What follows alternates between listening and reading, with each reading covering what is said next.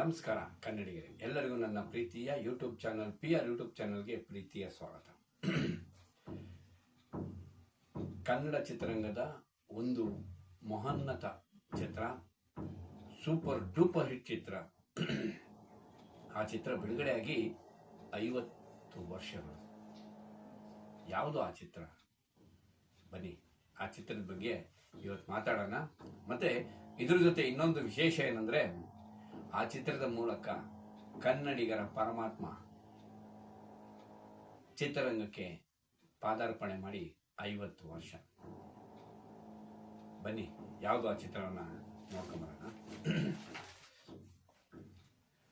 5/3/1976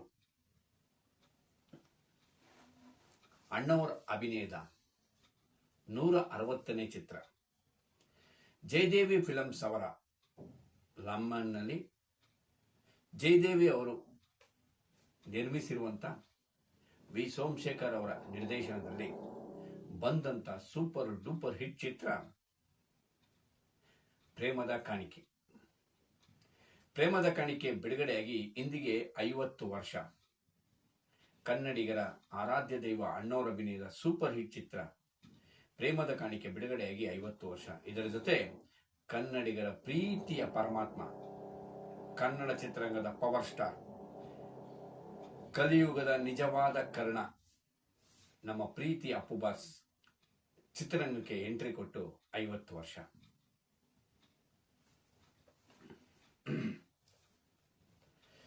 ಸಲೀಂ ಜಾವೇದ್ ಇಬ್ರು ಸೇರಿ ಈ ಕಥೆನ ಬರೀತಾರೆ.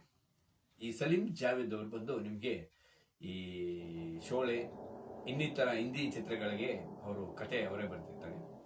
ಇದನ್ನ ಕತೆ ಚಿತ್ರಕಥೆಯಾಗಿ ಮಾಡಿದವರು ನಮ್ಮ ಶಿವದೇಶಂಕರ್.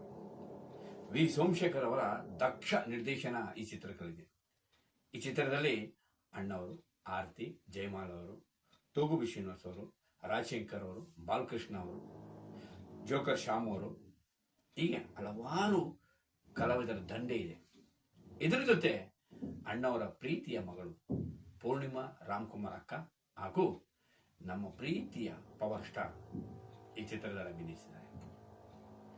ಈ ಚಿತ್ರ ಒಂದು ರೀತಿಯಲ್ಲಿ ಸಸ್ಪೆನ್ಸ್ ಹಾಗೂ ಥ್ರಿಲ್ಲಿಂಗ್ ಹಾಗೂ ರೊಮ್ಯಾಂಟಿಕ್ ಈ 3 ಕಥೆಯನ್ನು ಒಳಗೊಂಡಂತ ಒಂದು ಅದ್ಭುತ ಕನ್ನಡ ಚಿತ್ರ ಬೆಂಗಳೂರಿನ ಸ್ಟೇಟ್ ಚಿತ್ರಮಂದಿರದಲ್ಲಿ 25 ವಾರಗಳ ಕಾಲ ಪ್ರದರ್ಶನ ಕಾಣುತ್ತೆ.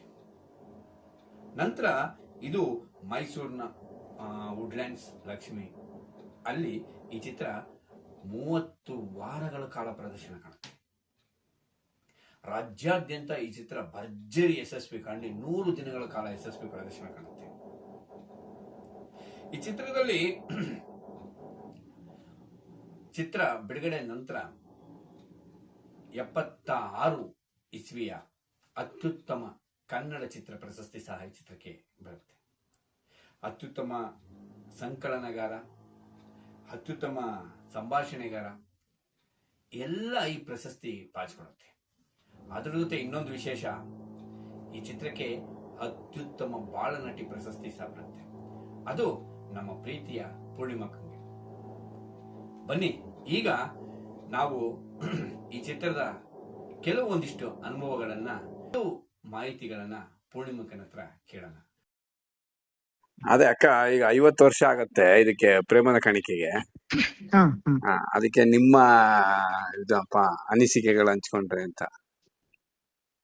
ಅದ್ರಲ್ಲಿ ನೀವು ಆಕ್ಟ್ ಮಾಡಿದ್ದೀರಾ, ಮತ್ತೆ ಅಪ್ಪು ಬಾಸ್ ಇದಾರೆ, ಮತ್ತೆ ಅಪ್ಪಾಜಿ ಇದಾರೆ. 50 ವರ್ಷ ಮತ್ತೆ ನಿಮ್ಗೆ ಸ್ಟೇಟ್ ಅವಾರ್ಡ್ ಬೇರೆ ಬಂದಿದೆ ಅದ್ರಲ್ಲಿ. ಹೌದು ಹೌದು. ಅದಕ್ಕೆ 50 years ಅಷ್ಟು ಬೇಗ ಆಗೋಗಿದೆ ಅಂತ ನನಗೆ ಅನ್ಸೋದೇ ಇಲ್ಲ ಈಗ.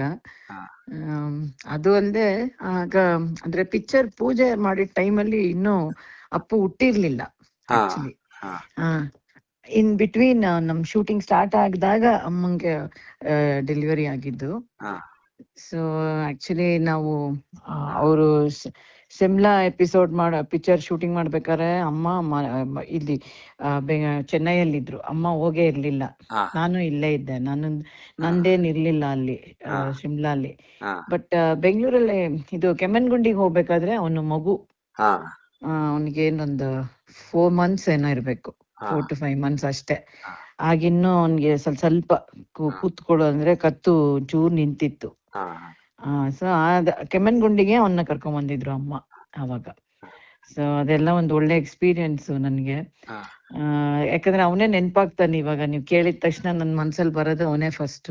ಹಾ ಯಾಕಂದ್ರೆ ನನ್ಗೆ ಶೂಟಿಂಗ್ ಹೋಗೋ ಟೈಮಲ್ಲಿ ಕೂಡ ಆಟ ಆಡ್ತಾ ಮನೇಲಿ ಕೂತಿರ್ತಿದ್ದೆ ನಮ್ಮ ಅಮ್ಮನ ಪಕ್ಕ, ಹಾ ಅವನ್ನ ಮಲಗಿಸ್ಕೊಂಡು. ಹಾ ಹಂಗೆ ಮತ್ತೆ ಶೂಟಿಂಗ್ ನಡಿಬೇಕಾದ್ರೆ ಬೇಕಾದ ಸಲ ನಮ್ ತಂದೆ ಹತ್ರ ಕೆಲವು ಸಲ ಬೈಸ್ಕೊಂಡಿದೀನಿ ಕೂಡ. ಹಾ ಟೇಕ್ ಸರಿ ಬರ್ಲಿಲ್ಲ, ಮಾಡ್ಲಿಲ್ಲ ಅಂದಾಗ. ಹಾ ಆ ತುಂಬಾ, ಯಾಕಂದ್ರೆ ನನ್ಗೂ ಚಿಕ್ಕ ವಯಸ್ಸು. ಹಾ ಹೌದು. ಸೊ ಹಂಗಾಗಿ ಲವ್ಲಿ ಎಕ್ಸ್ಪೀರಿಯನ್ಸ್ ನನ್ಗೆ. ಅವಾಗ ಏನೋ ನಮ್ಗೇನೋ ಒಂಥರ ಪಿಕ್ನಿಕ್ ಹೋದಂಗೆ ಹಾ ಶೂಟಿಂಗ್ ಹೋಗಿದ್ದು ಎಲ್ಲ. ಹಾ ಯಾಕಂದ್ರೆ ಸ್ಕೂಲು ಇಲ್ಲಿ ರಜಾ ಹಾಕೋದಿತ್ತಲ್ಲ, ತುಂಬಾ ಹಾ ಖುಷಿ ಹಾ ರಜಾ ಹಾಕ್ಬಿಟ್ಟು ಹೋಗೋದು ಅಂತ. ಹಾ ಹಂಗಾಗಿ ಬಟ್ ಕೃಷ್ಣ, ನಮ್ಮ ವನವಳ್ಳಿ ಕೃಷ್ಣ, ಅವನೇ ಹಾ ನಮ್ ಜೊತೆಗೆ ಇರ್ತಾ ಇದ್ದಿದ್ದು, ಅವರೇನೆ. ಹಾ ಅವರೇ ಹೇಳ್ಕೊಡ್ತಾ ಇದ್ದಿದ್ದು ನನ್ಗೆ, ಹಾ ಹೀಗೆ ಮಾಡ್ಬೇಕು ಹಾಗೆ ಮಾಡ್ಬೇಕಂತ. ಯಾಕಂದ್ರೆ ಅವಾಗಿಂದನೂ ನನ್ಗೆ ಅಂದ್ರೆ ನಮ್ಮ ಮನೇಲಿ ಅವರು ಮನೇಲೇ ಇದ್ದಿದ್ರಿಂದ ಕೃಷ್ಣ ಅವರು. ಹೌದು. ಸೊ ನನ್ಗೆ ಅಪ್ಪುಗೆ ಜಾಸ್ತಿ ಅವರೇ ನೋಡ್ಕೊತಾ ಇದ್ದಿದ್ದು ಎಲ್ಲ. ಹಾ ಸೊ ಹಂಗಾಗಿ ಅವರೇ ಯಾವಾಗ್ಲೂ ನಂಗೆ ತೋರ್ಸ್ಕೊಡ್ತಾ ಇದ್ದಿದ್ದು, ಅವರೇ ತೋರ್ಸ್ಕೊಡ್ಬೇಕಿತ್ತು ನಮ್ಗೆ ಹೇಗ್ ಮಾಡ್ಬೇಕಂತ.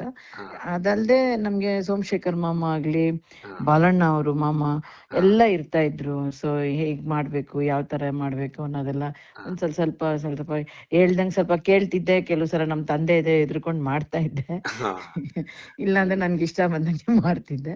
ಆ, ಬಟ್ ಹಾ ಹೇಳಿ ಆರ್ತಿ ಅಕ್ಕ. ಆಂಟಿ ಹಾ ಆರ್ತಿ ಆಂಟಿನೇ ನನ್ ಹಾ ಜೊತೆ ಇದ್ದಿದ್ದು ಪಾಪ. ಅವರೇ ಹಾ ತುಂಬಾ ಹೆಲ್ಪ್ ಮಾಡ್ತಾ ಇದ್ದಿದ್ದು. ಹಾ ಅಂದ್ರೆ ಸಮಾಧಾನ ಮಾಡಿ, ಹಾ ಯಾಕಂದ್ರೆ ನಮ್ ತಾಯಿ ಹೇಳಿದ್ರು ಅನ್ಸುತ್ತೆ ಅವ್ರಿಗೆ, ಹಾ ಸ್ವಲ್ಪ ನೋಡ್ಕೊಳ್ಳಿ ಅಲ್ಲಿ ಅಂತ. ಹಾ ಯಾಕಂದ್ರೆ ನಮ್ ತಂದೆ ಇಲ್ಲದೆ ಇದ್ದಾಗ ಜಾಸ್ತಿ ಅವ್ರ ಜೊತೆಗೆ ಇದ್ದಿದ್ದು ನನ್ಗೆ ಹಾ ಸೀನ್ಗಳೆಲ್ಲ.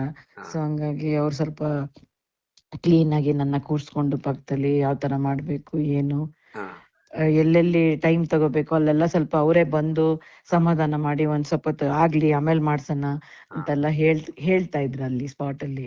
ಹಾ ಅದೆಲ್ಲ ಚೂರ್ ನೆನ್ಪಿದೆ. ಹಾ ತುಂಬಾ ಕಮ್ಮಿ ನೆನಪುಗಳೇ ನನ್ಗೆ ಹಾ ಸ್ವಲ್ಪ. ಹಾ. ಹ್ಮ್ ಅಕ್ಕ, ಆ ಚಿತ್ರಕ್ಕೆ ನಿಮ್ಗೆ ಸ್ಟೇಟ್ ಅವಾರ್ಡ್ ಬಂದಿದೆ. ಹಾ ಹಾ ಅದು ಒಂದು ರೆಕಾರ್ಡೆ ನಿಮ್ಗೆ, ನಿಮ್ಮ ಮನೆಗೆ ಅದೊಂದು ರೆಕಾರ್ಡೆ. ಯಾಕಂದ್ರೆ ಹಾ ಅಪ್ಪಾಜಿಗ್ ಬಂದಿದೆ, ಹ್ಮ್ ಅಮ್ಮಂಗ್ ಬಂದಿದೆ, ಮತ್ತೆ ಹಾ ಶಿವಣ್ಣಂಗ್ ಹ್ಮ್ ಬಂದಿದೆ, ಹ್ಮ್ ರಾಘಣ್ಣಂಗೂ ಬಂದಿದೆ, ಮತ್ತೆ ಅಪ್ಪು ಬಾಸ್ಗೂ ಬಂದಿದೆ, ನಿಮಗೂ ಬಂದಿದೆ. ಇದು ಹೌದು. ಲಕ್ಷ್ಮಕ್ಕಂಗ್ ಒಬ್ರು ಬಿಟ್ಟು ನಿಮ್ ಮನೆ ಎಲ್ಲರಿಗೂ ಸ್ಟೇಟ್ ಅವಾರ್ಡ್ ಬಂದಿದೆ. ಅಲ್ಲ ಅಂದ್ರೆ ಇನ್ನೊಂದ್ ವಿಷಯ ಏನಂದ್ರೆ, ನಮ್ ತಂದೆಗೆ ಆದ್ಮೇಲೆ ನನಗೆ ಫಸ್ಟ್ ಬಂದಿರೋದು, ಹಾ ಅವ್ರಿಗೆಲ್ಲ ಆಮೇಲೆ ಬಂದಿರೋದು. ಹಾ ಅಂದ್ರೆ ಸೊ ಆ ಫಸ್ಟ್ ಇನ್ ದ ಲೈನ್ ನಾನು. ಹಾ ಎರಡನೇವ್ರು ನೀವು. ಹೌದು, ನಮ್ ಹಾ ತಂದೆ ಆದ್ಮೇಲೆ ನಾನೇ ನೆಕ್ಸ್ಟ್, ಹಾ ನನಗೆ ನಿಮಗೆ. ಬಂದಿರೋದು. ಹಾ ಹ್ಮ್ ಇದ್ರ ಬಗ್ಗೆ ಹೇಳಿ ಅಕ್ಕ, ಎಲ್ಲಾರ್ಗೂ ಸ್ಟೇಟ್ ಅವಾರ್ಡ್ ಬಂದಿದೆ. ಹೌದು ಹೌದು. ಆ ಅಂದ್ರೆ ಫಸ್ಟ್ ಟೈಮ್ ನನಗೆ ಅವಾರ್ಡ್ ಅಂತ ಅನೌನ್ಸ್ ಆದಾಗ ನನ್ಗೇನು ಅರ್ಥ ಆಗ್ತಿರ್ಲಿಲ್ಲ ಅದೆಲ್ಲ. ಹಾ ಸ್ಟೇಟ್ ಅವಾರ್ಡ್ ಅದೆಲ್ಲ ನಮ್ಗೇನು ಅಷ್ಟು ಅರ್ಥ ಆಗ್ತಾ ಇರ್ಲಿಲ್ಲ. ಹಾ ಫಂಕ್ಷನ್ ಬಂದಾಗ್ಲೂ ನನಗೆ ನೆನ್ಪಿದೆ, ಗ್ಲಾಸ್ ಹೌಸ್ ಅಲ್ಲಿ ಮಾಡಿದ್ದಿಲ್ಲಿ ಹಾ ಬೆಂಗಳೂರಲ್ಲಿ. ಹಾ ನಮ್ ತಾಯಿ ಬಂದಿದ್ರು ನನ್ ಹಾ ಜೊತೆಲಿ, ಹಾ ನಮ್ಮಮ್ಮ, ನಮ್ ತಂದೆ ಬಂದಿರ್ಲಿಲ್ಲ. ಹಾ ಅವ್ರಿಗೆ ತುಂಬಾ ಸಂಕೋಚ ಆಗಿತ್ತು ಹಾ ಹಾ ಅಪ್ಪಾಜಿಗೆ. ಅವರು ನಮ್ ತಾಯಿನ ಕೇಳ್ತಾ ಇದ್ರು ಕೂಡ, ಹೆಂಗ್ ಹಾ ಕೂತಿದ್ಲು ಸ್ಟೇಜ್ ಮೇಲೆ, ಯಾವ ತರ ಯಾಕಂದ್ರೆ ನಾನು ಒಬ್ಳೆ ಕೂತ್ಕೋಬೇಕಾಗಿತ್ತು. ಹಾ ಸೊ ಅಲ್ಲಿ ಅಷ್ಟ್ ಜನದ ಮಧ್ಯ ನನ್ ಜೊತೆಲಿ ಬೇರೆ ಯಾರ್ಯಾರು ಆಕ್ಟರ್ಸ್ಗೆ ಬಂತು, ನನಗೆ ಅಷ್ಟೊಂದು ನೆನ್ಪಿಲ್ಲ ಯಾರ್ಯಾರು ಇದ್ರು ಅಂತ. ಹಾ ಬಟ್ ನಾನ್ ಹೋಗಿ ಇಸ್ಕೋಬೇಕಾದ್ರೆ ಹಾ ನಂಗೆ ಚೂರೇ ನೆನಪು ಅಷ್ಟೇ. ಆ ಫೋಟೋ ಕೂಡ ಇದೆ, ನಮ್ಮ ಅಕ್ಕ ಅವ್ರ ಮನೇಲಿ ಇದೆ, ನಾನು ಹಾ ಓಡಿಸ್ಕೋತಾ ಇರೋದು. ಹಾ ಯಾ ಯಾ ತುಂಬಾ ಅಂದ್ರೆ ಎಕ್ಸ್ಪೆಕ್ಟ್ ಮಾಡಿಲ್ಲ ನಮ್ಗೆ ಅದೆಲ್ಲ, ಹಂಗೆಲ್ಲ ಬರುತ್ತೆ ಮಾಡುತ್ತೆ ಅನ್ನೋದೆಲ್ಲ ಗೊತ್ತಿಲ್ಲ ನಮ್ಗೆ.